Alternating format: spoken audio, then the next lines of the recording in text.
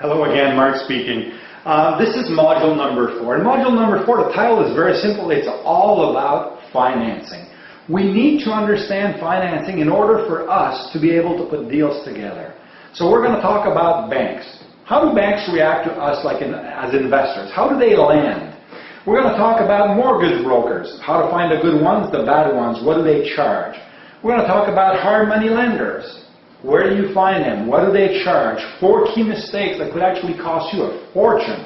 And I say a fortune. A fortune, you can lose your shirt if you don't prepare yourself accordingly. I'm going to give you the mistake, and I'm going to give you how to prevent it, if I could say so. We're going to talk about home equity lines of credit. Should I use my home equity line of credit to buy real estate? We're going to talk about credit card financing. So we're going to take all these points and put them together, and then you'll be able to understand how to put those deals, because now you understand what fair market value, what do hard money lenders lend on, what banks lend on, how to get a vendor take back to approve a mortgage, and so on. So this is all module number 4. So guys, that's what we have in this module. I'll see you on the PowerPoint side. Okay, everybody, this is module number 4, and it's all about financing. How many of you guys are happy to see that we're finally getting there? No money down deals is how to put your financing together. I guess that's where it's not a matter of no money down. It's, you still have to pay for the property, but understanding where you could borrow, how you could borrow, the fees, what impact does it have, who lends on what, should we deal with our own bank, should we deal with a mortgage broker, what about a vendor take back, home equity line of credit, credit card financing, what sources of income could we get from where, why, how, the fees in relation to it. So that's my module 4. This will be, I'm quite sure, close to an hour and a half module. What I would recommend is you guys take the time to go through it, maybe listen to it twice. It is a very important module. It's for, this is your key in doing those no money down deals. So let's start with real secrets. In this module, we'll discuss various financing options, advantages and disadvantages of each. When and why would you use each of these financing options, or a combination of all? So, different financing option. We're going to go in detail through all of these modules. So, using my bank, using a mortgage broker, what about a vendor take-back mortgage? And I'm going to touch on it, but I have module 6, which is just about vendor take-back mortgage. So I'll explain it, but we'll have a module that will talk on how to secure a vendor when he gives you a vendor take-back mortgage. Also, we'll have unsecured lines of credit, home equity line of credit, hard money lender, credit card financing, others, joint venture, partners, assignments, and those things that will be part of your of this module. So it is a long module. We'll have fun. I get excited when I talk about this because it has an impact for you guys. It's the key thing to making your no money down deal. So let's go directly at it, and let's start that right now. Bon, using your own bank. A lot of people come out and say, I have a relationship with that bank. And you say, well, if I use my bank, my financing is going to be easier. Well, first of all, yes and no. Again, using your own bank, most of the banks right now have, the branch that you're dealing with, most of the time has a very limited lending acceptance value. So that means the bank manager, 20 or 30 years ago, the bank manager were able to approve mortgages and loans, from 5 to 50 to $500,000, depending on the size of the branch.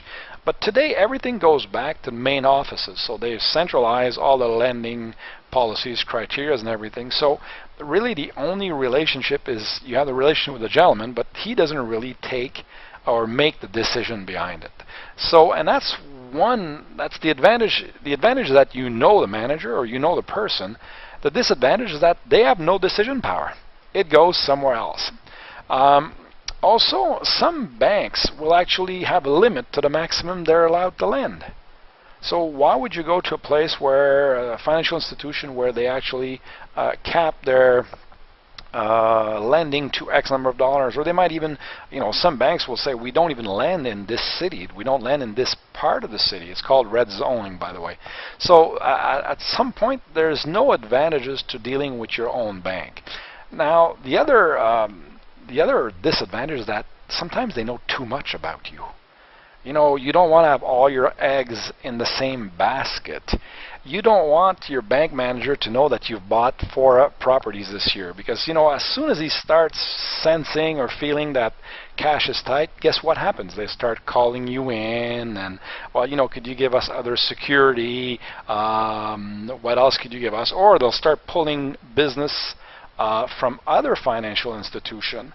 So that means that if you're dealing with 2 banks, they might come up and say, well, Mark, you know, why don't you bring your RSPs with us? That would secure us even more. So they basically are holding you hostage to staying with their bank. Now, one of the things that I've also noticed very often is that when you go to your own bank, guess what happens? Is let's say that you are approved, you will get a rate of, I don't know, let's say 3%. And you say, okay, well, thanks, John, I really appreciate. And you know, you go to your bank, they give you 3%, and then you follow my recommendation, or you just say, listen, I'm going to go to a mortgage broker to see if he could get me a better rate. And very often, through mortgage brokers, you will get a better rate by 0.5 to 0.75% less, just because you're using a mortgage broker. And what really gets me very upset is when you do use your own bank, they offer you 3%, and you could get it through a mortgage broker at 0.75% less. Why in the world would I go to my bank if he's not going to give me the best rate? And for me, it upsets me. And I've done that, and I've seen more bankers do that. They just, you know, Mark, why didn't you tell us we could have matched a rate? Well, Miss John, you've been my banker for years and years and years. I come to see you. I want to give you my business. You're offering me 3%, and the mortgage broker gets it for 2.5. Can you please explain that to me? And that really bothers me. And actually, if this happens, make it a point to go see your bank manager and ask him how come he wasn't able to give you the best rate up front. Aren't you a client of that financial institution up front? So I really get upset, and when I go back and I say, John, I got a better rate to my mortgage broker, then he says, well, I'll match it. Then he said, well, next time you offer me the best rate up front, or else I'm just not going to deal with your financial institution anymore. And that's one of my biggest reasons. And the other thing is I don't like my banker to know everything that I have. So, you know, you might get some mortgages that, commercial mortgages that don't show in your credit bureau. You might be able to do some deals outside. They don't know that you have a second mortgage. So the least the banker knows about you, the better you are. So, and very often also local banks will be limited to 2 or 3 deals on with one client. So my quick recommendation, skip your bank. Use them for anything else than borrowing for real estate. But again, it's a matter of choice depending on how you guys want it. Using a mortgage broker, as you could sort of understand right now, is my preference is using a mortgage broker. Why? Well, first of all, a mortgage broker will shop the deal for you. They know where you could be approved, and they have access to different lenders. So it's not only going to Comerica or Bank of America. They know which bank is lending, and they know under what criteria, what guidelines your application could be sent to. Some banks don't like self-employed people. Period. For them, the risk is too high. Some banks work with self-employed. Some banks will give you a better rate. Some banks will ask for confirmation of income. So a mortgage broker looks at your file, and he knows which financial institution would actually take your file. So mortgage broker for me is key here. Now, depending on the kind of real estate that you're doing, are you doing residential or commercial brokering? So residential, normally it is 1 to 4 units, so it would be considered commercial. It will go up to 4 or 5, 6 depending on some financial institution if you're staying into it, and commercial naturally is everything above this. Now, one thing I want to get you guys to think of is that what you want to do is you want to actually build a relationship with that mortgage broker. So you want to make sure that you'll be using him for a period of time. So why go to your buddy that just got into mortgage brokering as a career? You want to find a commercial broker, a guy that does not only residential, but that also does commercial deals. Why? Because today you might be buying a duplex or triplex, but in 6 months from now you might want to buy a sixplex. And you have to establish also credibility with that person, and you want the one that will be able to follow you in your growth in real estate. So I'm looking for a commercial broker that has 3 to 5 years of experience. It's nice to want to help a friend. It's nice to want to help friends and family. But guess what, guys? A brand new mortgage broker normally starts in residential real estate. They're looking for you, for clients that will put 20 to 25% down because it's easy to do. Every bank will take you if you have 25%. They have little experience. They don't know who to speak to in whichever branch or in whichever bank. So you want somebody with experience, and you want somebody that maybe should also own investment properties. Wouldn't you want to have somebody that has bought investment properties? Wouldn't you want somebody that can help you put the deal together, meaning that they will say, you know, why don't you write the offer to purchase this way, therefore I could get you that kind of financing. So very often a commercial broker that knows their business will say, if you bring me the offer to purchase written this way, it will not be accepted because banks don't like these clauses. So why don't you rewrite the deal, and then I'll be able to finance it. The other reason I want to use a mortgage broker is naturally is that they have different financial institutions. They have different product to offer you. But one of the big difference between a mortgage broker and a bank is a banker will never recommend you or introduce you to a hard money lender. And a hard money lender is a person that lends money on the, well, let's call it secondary market, but becomes in second position. A bank manager cannot just go up and say, listen, Mark, oh yeah, you're looking for 90% financing. Well, the bank could lend you 75%, but I have a buddy or one of my client has a lot of money. He could lend you the other 15. They're not allowed to do this. It's not part of their job. Where a mortgage broker, their job is to find you money. And a good commercial mortgage broker will have a source of hard money lender that are willing to lend at higher ratios, naturally higher rates, but that are willing to lend on properties. So, and you need that contact, and that's probably the biggest difference between a bank and a mortgage broker, is where the mortgage broker has contacts with hard money lenders. And also, you'll see that mortgage brokers, good mortgage brokers, they really don't care if you put no money down. That's what a good mortgage broker is. A mortgage broker, the more financing he's going to get, the more commission he's going to have. The tougher the deal, though, so he's going to have to work for it. He's going to charge you a fee, and I'll talk about his fees later. But a good mortgage broker doesn't care if you do no money down deal, doesn't care if you have a cash back, as long as his client, then I would say the bank is paid. The bank, there's no problem. But when a mortgage broker introduces you to a hard money lender, they're normally business people that they know, their acquaintances and everything, and they say, listen, John, hard money lender, I have a friend of mine or one of my client, Mark, needs to get 15% on a building. Would you be interested in lending on him? Well, you know, they want to make sure that the hard money lender is not at risk, that the deal makes sense, and so on. So when they give their recommendation to a hard money lender, they normally look at the deal and say, yeah, it's a good, strong deal, and they want to keep and maintain a good relationship with these people. So that's the start of my mortgage broker concept, if you could say so. Now, using a mortgage broker, the advantages, well, it's very simple. They will present your financial information and the deal to the right bank to get it approved. They'll shop the mortgage for you to get the best loan to value, interest, rate, and terms. And like I mentioned, they also have access to hard money lenders. Now, mortgage brokers, the disadvantages, there's no disadvantage to mortgage broker, period. The only thing is that mortgage brokers normally charge a fee when they get into commercial financing.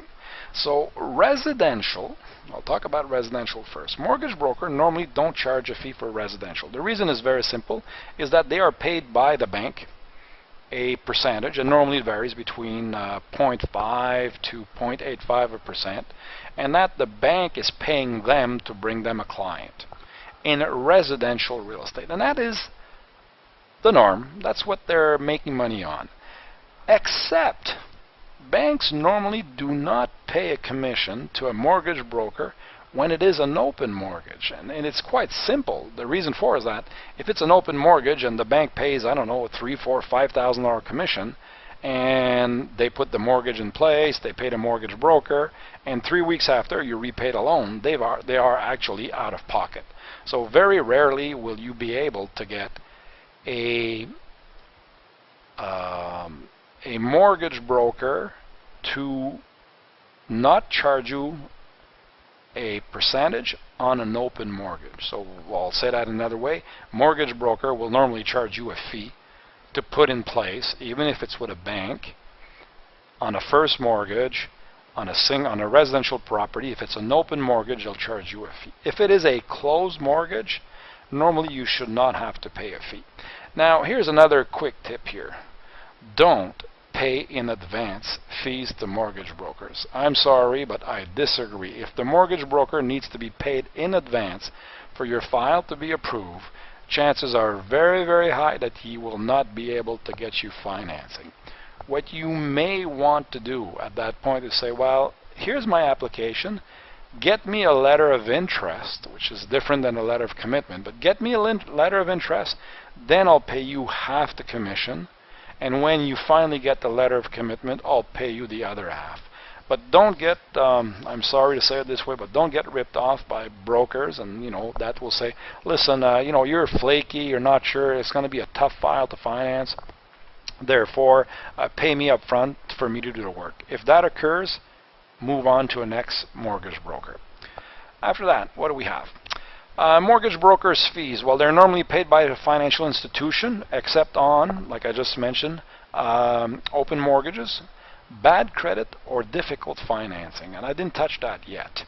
Bad credit means that sometimes they will not be able to go to their Class A banks. So the Class A banks are the strong, big banks. So if your credit is shaky, shabby, it's not very, very strong, sometimes I'll have to go to B banks and C, and these banks sometimes do not pay mortgage broker a commission. And effectively on difficult financing. If the deal is, if it's in a place where no bank wants to lend, if it requires a lot of work on the side of the mortgage broker, they might want to be paid even on residential. But as long as you know that if it's a standard loan with a standard bank, if it's residential, and if it's not an open mortgage, you should not pay a fee, then you're okay. If it's open, expect a fee. If you got bad credit, there may be a fee, and if it's difficult financing, there may also be a fee involved into it. That's in the residential side. Now the commercial, as I mentioned earlier, banks do not pay mortgage brokers a commission to find mortgages. And so mortgage broker, what they will do is they will charge you 1 to 4 points. That's the norm, 1 to 4 points, which means 1 to 4% of the mortgage that they get, even if it's with the main big financial institution. So if you go out and you want a $700,000 first mortgage, 75% loan to value, so we're still saying, listen, it's a $750,000 mortgage, $750,000 mortgage, and if they charge you 2%, you could expect that it will cost you, just to get the first mortgage, $15,000. $750,000 times 2% is $15,000.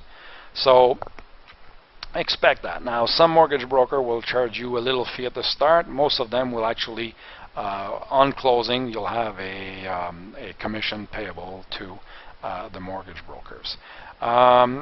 These fees should be on all the financing that the mortgage broker may find you. So if the mortgage broker finds you a first mortgage with a bank and also finds you with a hard money lender another 10 or 15%, expect to pay him a fee for both.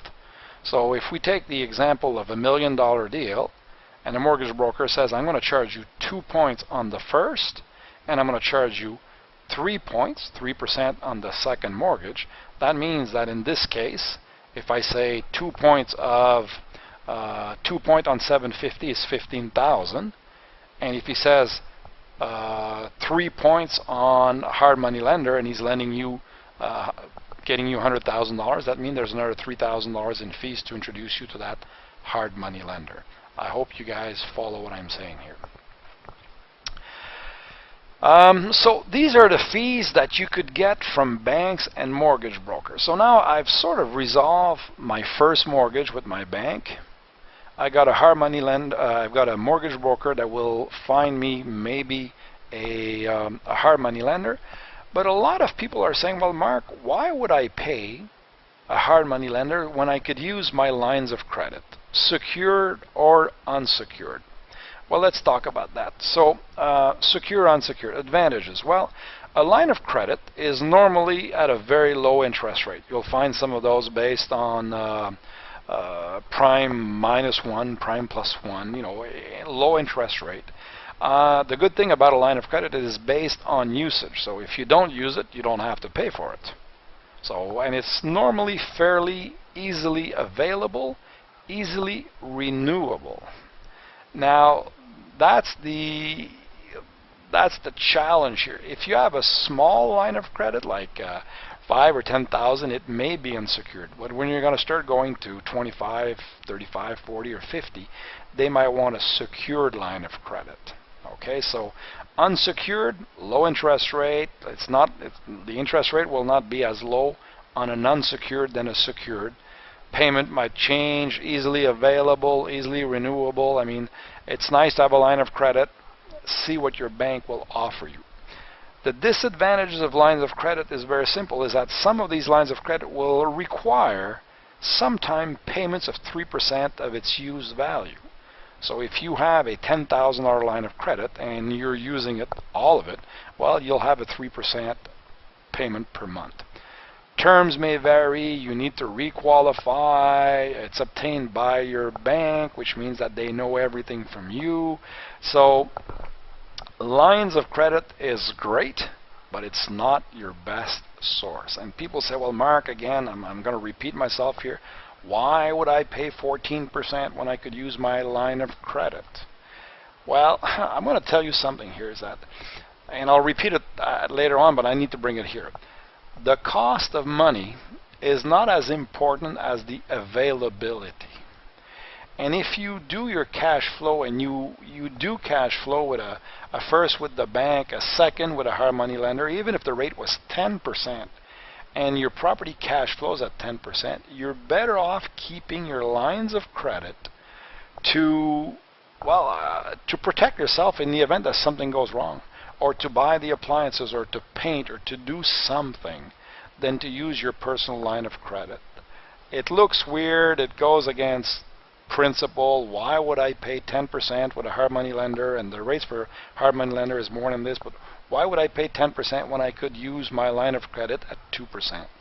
Well, guys, it's very simple. Your line of credit is unsecured, if I'm talking about unsecured here, and it could be used when things are tough, or when you're going to find another deal and that you really need it, or when you're going to have, when there's no other source of financing that you could use, and you're stopped everywhere, and a good deal comes up and you need cash immediately, then you use your lines of credit. So especially when it's unsecured.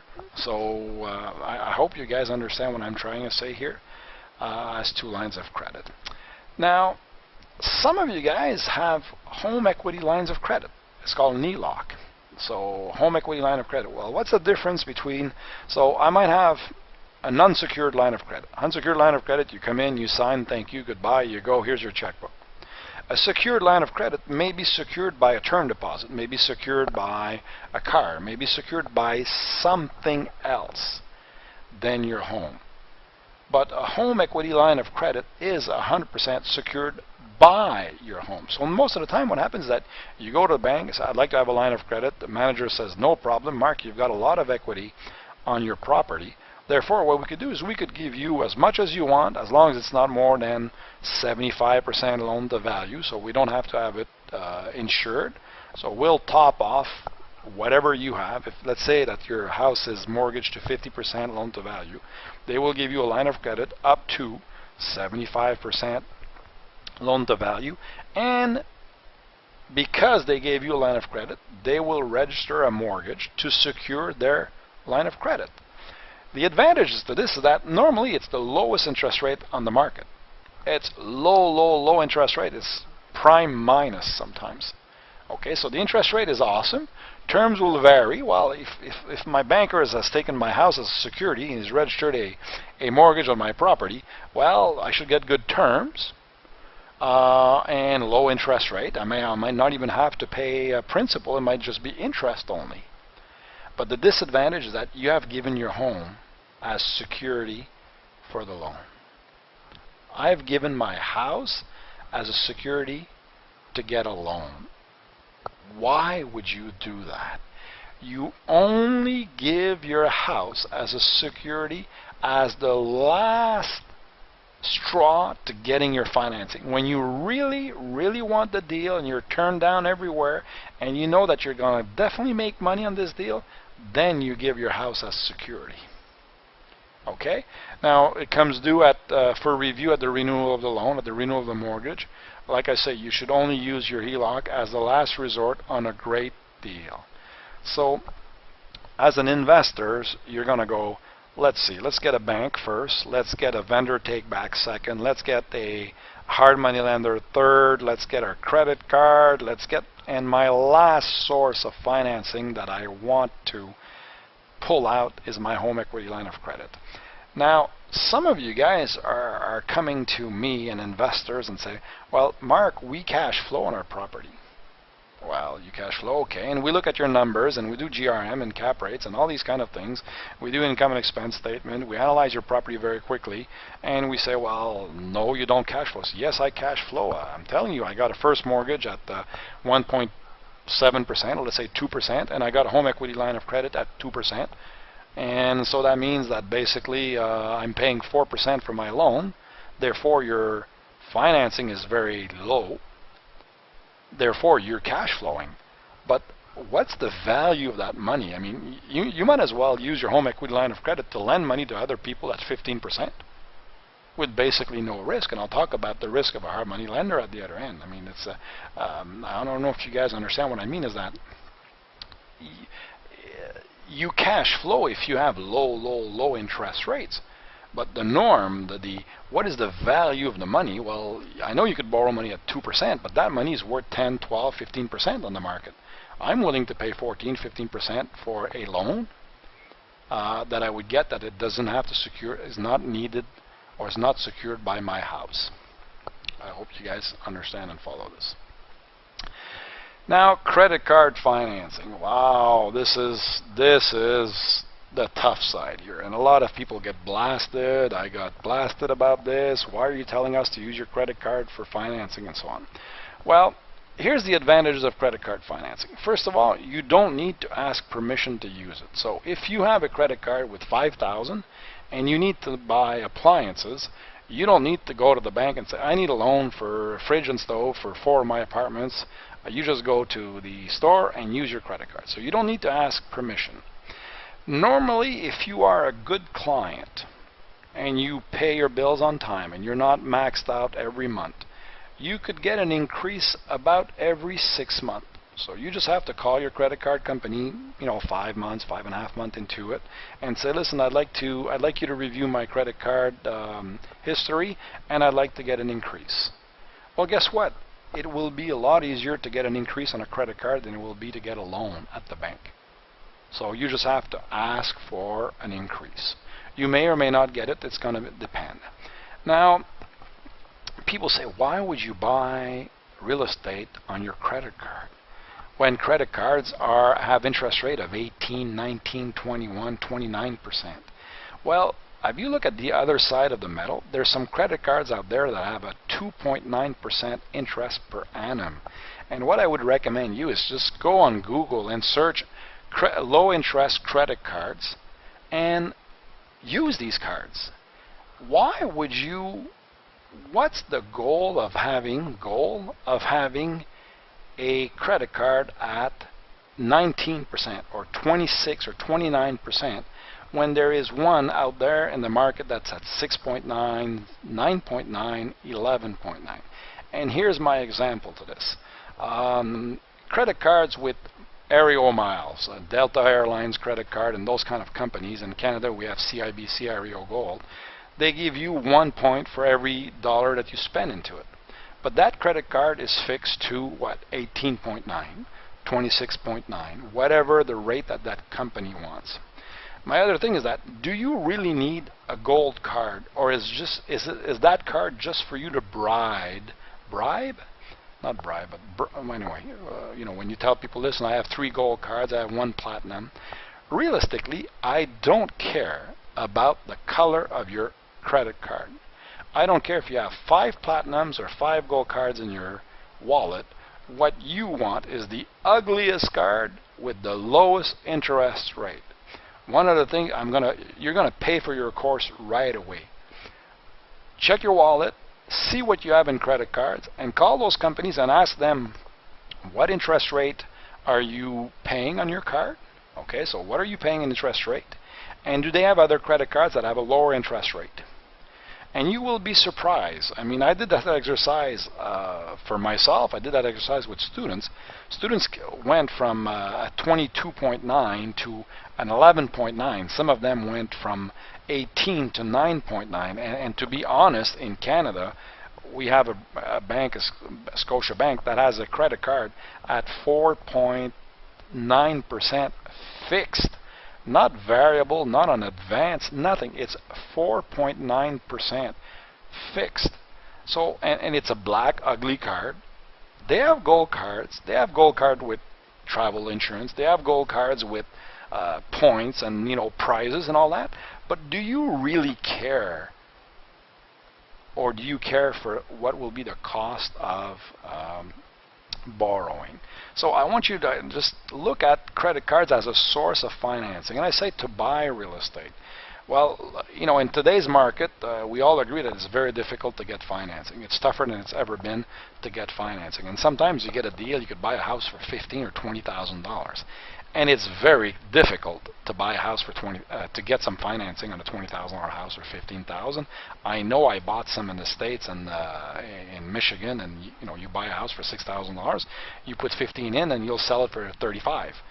But nobody wants to finance the $5,000 home.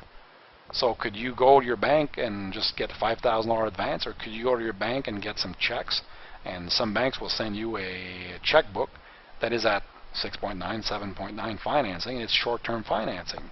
So maybe you could, technically, you could go out and write a check from your credit card to buy the house. You could use your credit card at low interest rate to do your renovation, and then the only thing that you'd have is you'll have your payments on your credit card. Well, if the interest rate is 2.9%, well, it's better, or 4.9 or 6.9. And there's also those balance transfers. The more you're going to spend on your credit card, the more options and the more gifts or bonuses you're going to receive from your credit card companies. And these credit card companies, what they want is you to spend on it. So you will receive some checks once every 2 or 3 months that will say, listen, here's a balance transfer for 6 months at 1.9% financing. Well, why wouldn't you pay? Well, you could almost, in a sense, think about the strategy here. Is you buy the house with a first mortgage, you get a hard money lender, so you could close on it, and the hard money lender is, let's say, $25,000. He's charging you 14%, and after 6 months, that loan becomes due. Could you use your credit card for 6 months at 1.9% instead, and just blend the rate and say, listen, I paid 6 months at 14%. I paid 6 months at 3%. So my average is what, 14, 17 is 8%. So just don't look at credit cards as not a good source. Now, that's the advantages. The disadvantage is naturally when somebody pulls a credit bureau on you and says, oh, you've got 5 credit cards, they're all maxed out. So that will have an effect on your credit bureau, your credit score. But you know, there's a point as a self-employed person and as a business person that you almost say, well, you know what? I also have 5 houses that are paid free and clear. There's no mortgage on them because I use my credit card to finance it. It has an effect. I cannot say that it doesn't have an effect, but being self-employed is also have an effect on your credit. So you've got to be able to balance this out and say, well, I've got $150,000 in credit card debt at 6.3% average or 7% or 9% average. Wouldn't that be better than 18% with a hard money lender? Do you guys follow here the usage? And now there's another disadvantage is you may feel some sort of a pressure about the amount of debt that you have. And believe me, it is true, it exists. And also when you're going to reapply for a loan, if you want to get a car or something like that, naturally having high credit on credit cards may have an effect on you getting the loan. So I'm not saying it's the #1 solution. I'm just saying that this is one way that you could get quick cash, help you on your closing costs, help you on a renovation. You might be able to buy a house on a credit card, and you know, yeah, there's some cards at 18, 26, 29, but there's also some cards at 2.9 per annum, 4.2. The lowest I found in Canada was 4.2, and it is with Scotia. The TD will have a 6.9. In the States, same thing. Do a Google search, lowest credit card, and change your credit cards to low interest credit cards. Now, another forewarning on this is do not use your credit cards to buy consumer items. It's not because somebody gives you a $20,000 credit card that you could go on a trip and spend $20,000 on it. And I have a personal statement. If you can't pay cash for a consumer good, you can't afford to buy it. If you can't pay cash for your vacation, you can't afford to go on vacation. Go work, make money so you could pay cash for your vacation. If you can't afford to pay cash for your car, you can't afford to drive that car. Wow, that's a harsh statement that I just gave you. I'm not saying that you should pay cash for your car. I'm saying if you can't afford to pay cash for a car. What I mean by this is very simple, is that why in the world would I buy a car and pay cash for it when Ford, GM, Chrysler, and automakers right now are offering me 1.9 financing? I should go out and buy something that will generate enough money, enough cash, so that I could pay for my car with that money. I hope you guys understand what I'm saying here.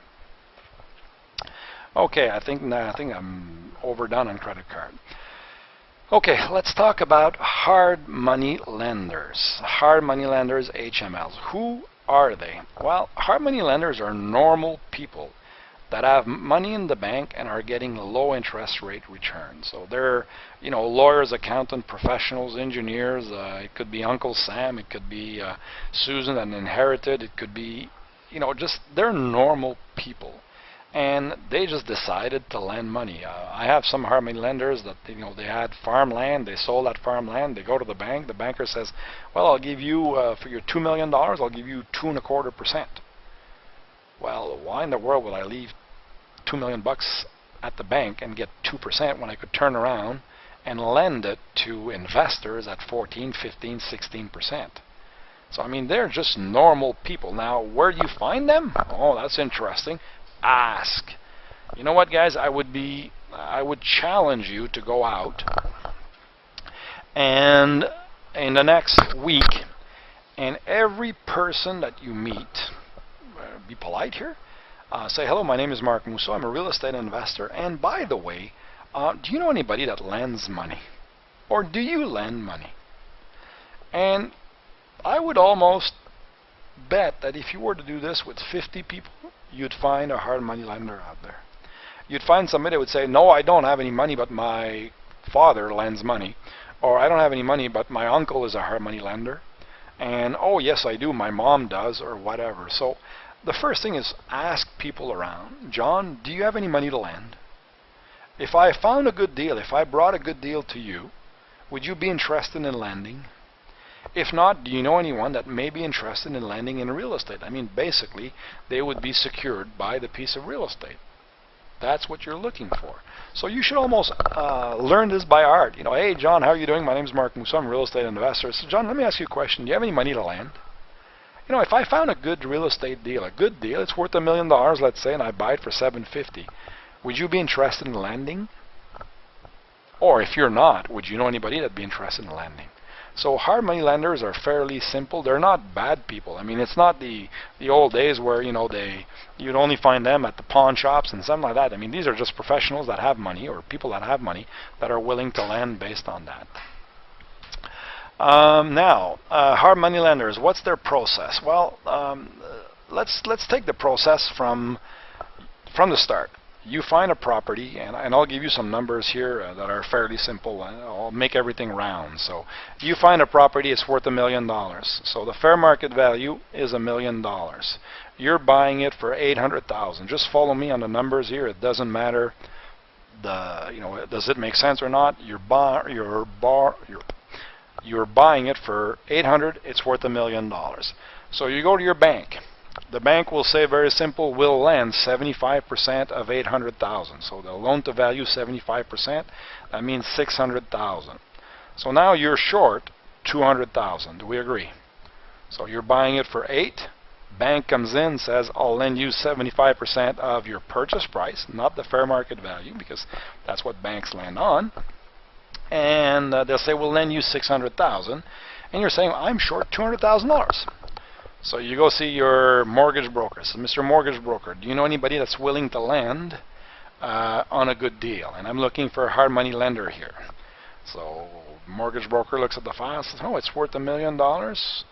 We've got a first mortgage of $600,000. If your bank is okay with allowing you to have a second mortgage, I could probably find you another $200,000 with a hard money lender. So what they'll do is they'll review the application. They'll send it to the hard money lender. The hard money lender will have a quick review. You say it's worth $1 million? Well, I might be interested, so I'll give you a letter of intent. Okay, so they'll give you a letter of intent. That letter of intent will say, well, listen, if the appraisal is really $1 million, so if it's really worth $1 million, I might be willing to lend you $200,000. Therefore, it would be a no money down deal. So, receive an application for the loan, quick review, they'll show interest. They will normally, hard money lenders charge between 2 and 4% or 2 and 4 points of the loan. So in this case, if they're willing to lend $200,000, you could expect, let's say we use maximum numbers, let's say we say 4% of the loan. So they would charge you $8,000 just to look at your loan, okay? Charge you $8,000, and what they'll do, they'll say, listen, give me half of these fees right now, and this is non-refundable. So with your application, just before they call for an appraisal, you'll have to give them half, 2 points of $200,000, so you'll give them $4,000 non-refundable. Now, why would a hard money lender charge you half their fees upfront non-refundable? Because the first thing that they have to do afterwards is they will get their own appraisal. So their own appraisal might cost them $1,500, $2,000. On $1 million deal, guys, an appraisal will cost $2,000 fairly easily. And if it's an apartment building, you'll want to have what? What kind of appraisal would you want? You'll want a fair market value. You'll also want an economic value. You'll want to know what the income expenses are. Does it make sense and everything? So expect a $1,500 to $2,000 appraisal. So they're going to pay for that appraisal up front. They're going to spend some time. They might do a title search. They might even go see the building that you want to lend if it's in their area. So they'll spend some time. And what happens not often is sometimes is that people will pull out of the deal, and they've already spent the appraisal, the time and everything. So normally they will ask you for, upon application, for half of their fees. So expect that. They'll call their own appraiser. They'll issue a letter of interest. Once they've issued a letter of interest, they will require the balance of the commitment fee. And then they will issue your letter of commitment. Sometime it will only be one letter, so they'll say, listen, I'm willing to lend, get your client to come up with the balance of the fees, and then I'll give him my letter of commitment. So letter of commitment comes out, and most of the time they will advance on closing. So on closing, in this case, if you had an $800,000 purchase, the bank would have came in with 600. A hard money lender might have come in with 200,000, making it your old no money down deal. Now, some banks don't like it because they say that you have no money into it. Well, I get really, really upset when they tell me something that stupid. I might not have any money into it, but there's still, if you look at the example that I have here, there's still 200,000 in equity. I found a deal that has 200,000 equity. I basically have a hard money lender, which is technically almost a partner. Would we agree? The guy brought up the money to buy. If the guy is lending you 200,000, he's quite solid. Would we agree? I mean, he's not a Mickey Mouse guy. So what is the bank's risk out there? And this is where I really get upset at banks. Banks should be happy to have a hard money lender in a position there, and that you're coming up with a second, a third, and a fourth mortgage. So I'm sure I'm going to talk more about that, but just follow through and you'll understand where I'm getting here. Now, I said hard money lenders lend, but how much will they lend? Well, first of all, it depends on the lender. And a lot of hard money lenders will go 80, 85, 90% of fair market value. So in this case, you know, if we're lucky, if it's worth $1 million, same property, it's worth $1 million, some hard money lenders would actually lend up to $900,000 this property. A few of them will lend more than purchase price, guys, except, so in this case, $1 million, you're buying it for 800. You know, you'll get some hard money lenders that will go up to 800,000. But if you come up with a hard money lender, say, listen, I'm buying it for, today it's worth $1 million. I'm buying it for 8. I need a first of 600. $200,000 from you now, and I'm going to do repairs on the property, and I'm going to spend 50 in it, and it's going to increase property value now. It's not going to be worth $1 million anymore. It's going to be worth $1.1 million or $1.2 million. Some hard money lenders will actually lend more than the purchase price. The disbursement might be in stages. What do I mean by this? That the hard money lender might say, listen, I'll give you the $200,000 to close. So, I mean, at least we own the property. I'm in second position. Start doing the renovation, and when I see proof of renovation, so you might have to get an appraisal, a certified appraiser to come in, an inspector or something like that, or just bring him the bills, he might advance to pay for those expenses. And that is where your mortgage broker and the hard money lender, that's where the relationship has to be built. It's not a one-time shot here. You want to deal with the same mortgage broker. You want to build a relationship. You want to say, listen, Carmen or Susan or John, I'm looking for a hard money lender. Is it possible to use the same one as we used last time? You know, if you go to 80, or would you go 100% of purchase price? There's a lot of equity in there, and I'll probably need another 50 or 75,000 in renovation. So these are all things that you should discuss with your mortgage broker, hard money lenders. So what are the usual terms and conditions? Now, here's a few challenges here. Terms and conditions of mortgage broker are normally 6 months. So they'll give you a commitment for 6 months. I've talked about interest rate. Interest rate will vary between 12 and 18%. And they will normally charge between 2 and 4 points, which is 2 to 4%. So do you guys understand this? This is key here. And there's a big mistake here. There's a big challenge. You could lose your shirt if you don't listen to what I'm going to say next. So I'm going to bring another slide. I hope it's that slide. If it's not, I'm going to be back. Okay, well, I'll read this and I'll come back to that. Advantages. Loan on the financial, they lend advantages. Loan on the financials of the property, not your credit. So what that means is that hard money lenders really don't care about your credit. They care about the property they're lending on. Because realistically, you might be self-employed. Your credit might be shot, and you might have the best deal in the world. It's worth $1 million, and you're buying it for $800,000. For them, they really don't care if your credit is shot, because if your credit is shot and you can't pay them, they'll take the property back.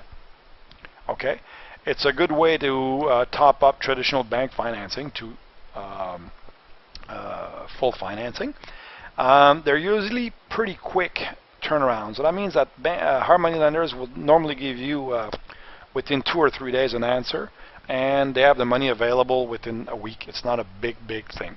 The disadvantage naturally is higher interest rate than banks, and they could have hidden fees, so just watch out on your commitment fee. If it's 2 to 4% on points, are they going to charge you back for the appraiser? Are they going to charge you back for the inspection, travel time? So just read your commitment carefully, and just also look at your mortgage broker, because if your mortgage broker actually introduced you to the hard money lender, he also wants a fee. So I think I'm getting to my slide there. That's important. 4 mistakes that new investors and even some seasoned investors do when dealing with a hard money lender. First of all, I mentioned in the previous slide that most hard money lenders will lend for a period of 6 months. What you want, and key point, is you want a minimum term of 12 months. So when your letter of commitment is going to come back, or letter of intent is going to come back, or even when you ask your mortgage broker about finding you a hard money lender, ask for a minimum term of 12 months. Also, you want to have the option to renew. You want to have the option to renew for the same term as the first term. So if you got 12 months, you want to have an option to renew for another 12. You also want to know if there will be some renewal fees. And if there will be, what will be the fees? Because don't forget, a hard money lender that charges you 14% plus 4 points to look at your file, if he turns around a year from now and he says, well, okay, I'm going to renew at, you'll see interest rate net, I'm going to renew my interest rate not at 14, but at 28%, and I want 10 points, well, guess what? You're going to be on the hook here. It's going to be extremely difficult for you to cash flow, and you might lose the property for that. So key points here. When you deal with a hard money lender, you want minimum 12 months. You want to have the option to renew. You want to know if there will be some renewal fees and what will they be. And you also want to know the interest rate that he'll charge you. Very few hard money lenders will be able to tell you what the interest rate will be in a year from now, because they'll say, well, if the interest rate goes up, I'm going to have to readjust. So what you're going to negotiate there is very simple. You're going to say, Mr. Hard Money Lender, today you're lending me at, let's say, 14%. And the going rate is, let's say, 6%. So that means that you're lending at 8 points above the going rate. Do we agree, Mr. Hard Money Lender? He says, yeah, the rate is 6, I'm lending at 14, therefore it's 8 points above the banking rate, if I could say so. Well, how about if we agree that you will not be able to charge more than 8 points above the going rate in a year from now? So if the rate is 8, you could only increase to 16. But the maximum, not the maximum, but the minimum you'll charge is 14%. I'm okay with that. I hope you guys follow here on what I'm saying. When I negotiate with a hard money lender, I want to have a minimum 12 month.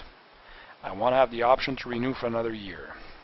I want to know if there will be some renewal fees and what will they be, if there will be any. I want to know what the projected interest rate will be, and if he does not want to specify the interest rate, what would be the maximum interest rate charge on the loan in a year from now. Okay?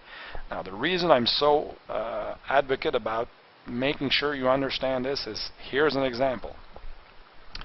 I had an investor student that did not know or did not listen to what I had said, and he went out and by peer pressure, I mean, a real estate agent says, listen, I found you a hard money lender, you're coming in basically with no money down, we've got a 6-month term on the hard, maybe 12%, 2 points to come in, and within the next 6 months we'll refinance. But what happened in the city where that investor bought is the market collapsed because effectively a big automaker laid off so many employees, and guess what? He was not able to refinance his first mortgage within the first 6 months. So therefore, when renewal came on the hard money lender, the hard money lender wanted to be repaid. So hard money lender says, well, no, I want to be repaid. But he had not asked and taken that into consideration. So the hard money lender says, I want to be repaid. My investor student came up and said, well, I can't repay you. I haven't been able to refinance. And then he went and says, okay, well, if you're not repaying me, your interest rate is 28%, and I'm charging you 12 points. Well, guess what? Property does not cash flow at that rate. The investor lost the property. So this is so important to me, to make sure that you're protected there, guys. This is paying for your course 25-fold, and I've got some other warnings for you guys that goes on. So this is key. Wow, we're getting there, guys. Vendor take-back mortgages. First of all, what is a vendor take-back? We've heard about second mortgages, vendor take-back. What is it? It's a type of mortgage in which the seller offers to lend fund to a buyer to help facilitate the purchase of the property. So basically, the vendor says, I want $200,000 for the property, and normally, let's say we use conventional, so $200,000. The bank is willing to lend 75%, which is $150, and the vendor wants to sell the property. He says, listen, you know what? The $50,000 that you have to put down in cash, I'm willing to lend it to you to buy from me. I'm willing to carry a mortgage. I'm willing to say, pay the bank and pay me a certain percent of interest, a certain loan, and I'll carry the mortgage. The take-back mortgage, the vendor take-back mortgage, often represents a secondary lien. That's why we call them a second mortgage on the property, as most buyers will have a primary source of funding other than the seller. So VTBs are normally in second position. So vendor take-back mortgages are normally in second position. Okay, you just and understand. Now, I don't know, that's my slide next. The advantages to a vendor take-back are great. Usually you're able to negotiate a very low interest rate. And when I ask for the vendor to carry a mortgage, I say, would you carry, Mr. Vendor, would you carry a mortgage in the amount of, and I'm going to ask for interest only, and it's going to be a 2 or 3 or 4%. At 2, 3, or 4%. The vendor take-back mortgage will always be lower in interest rate than a hard money lender. Low interest rate allows you to reduce or eliminate your cash outlay, hence the no money down option. So the higher the vendor take-back, the less chances of you having to put some money out. And some people say, well, why would somebody carry a mortgage? I'll talk about that later. Are there any disadvantages? Absolutely none. Whenever you make an offer to purchase, you always ask the vendor to carry a mortgage, period. I don't care if the real estate agent or the vendor says, no, I'm not willing to carry. Put it in writing. Ask for it. Why do a lot of realtors say that the vendor does not want to carry a mortgage? Very, very simple. For them, it's more work. It's more complicated to say, well, Mr. Vendor, the client that I've got, the purchaser, wants to buy the property from you, and he wants you to carry a mortgage. It's not a straight deal. It's probably one of those broke investor, and so on and so on. So the real estate agent wants a clean deal. And if you come up with 25% down, the property is going to be easy to finance. So, that's one of the reasons. Now, why does the vendor say at first that he does not want to carry a mortgage? Why? Because they don't know the advantages of them carrying a mortgage. They're afraid that it will be difficult, if you ever default on the property, that it will be difficult for you to get for them to get the property back. So, and why interest only? Well, it's very simple. Why would you want to pay principal and interest on your VTB? You want cash flow, and you want the lowest payment per month. Do we agree?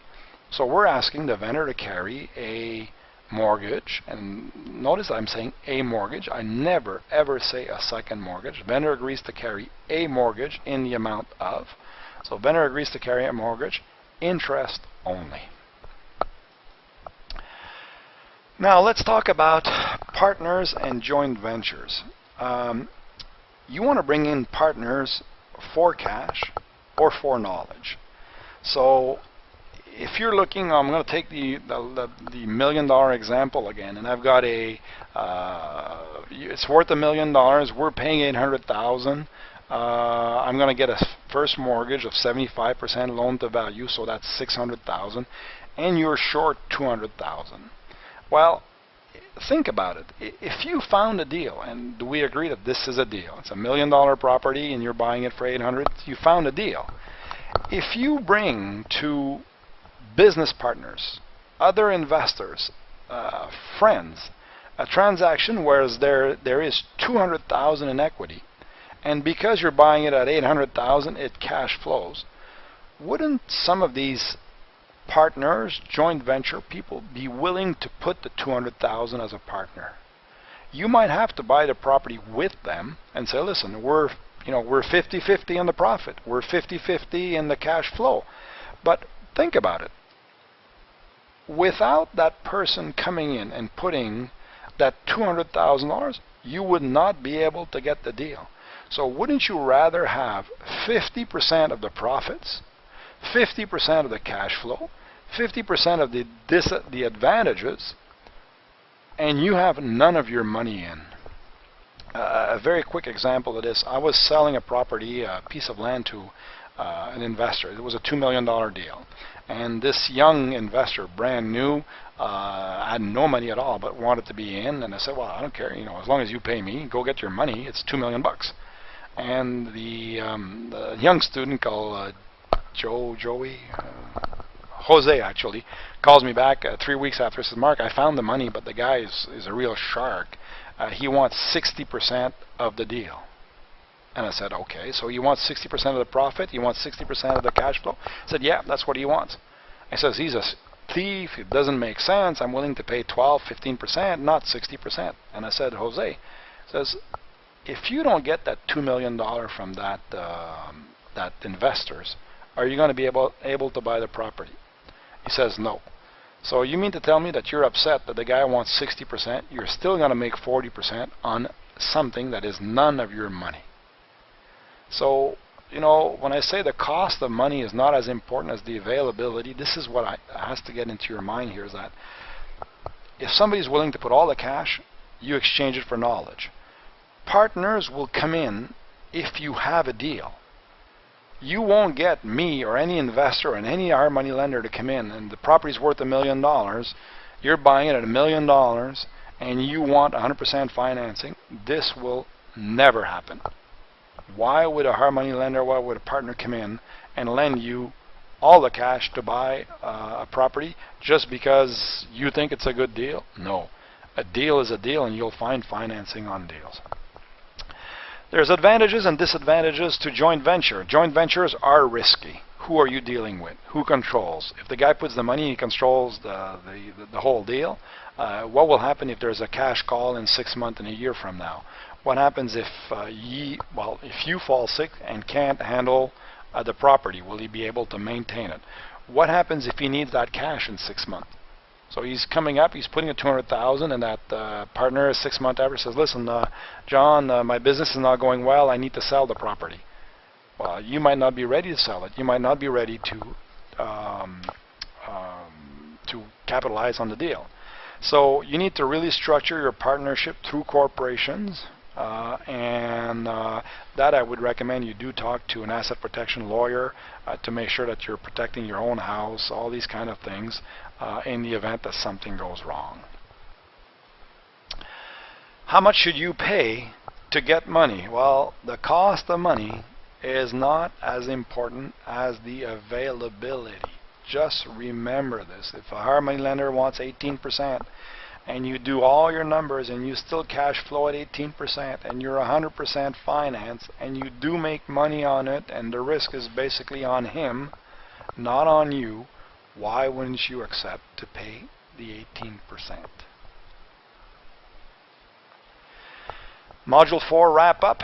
Banks, brokers, VTBs, hard money lender, credit cards, lines of credit, all important sources of financing. The cost of money is not as important as the availability. Don't lose a great deal because you can't or won't access more expensive forms of financing. A good deal will always take into account the cost of borrowing, and if there is still plenty of profit, then do the deal. Don't argue about the cost.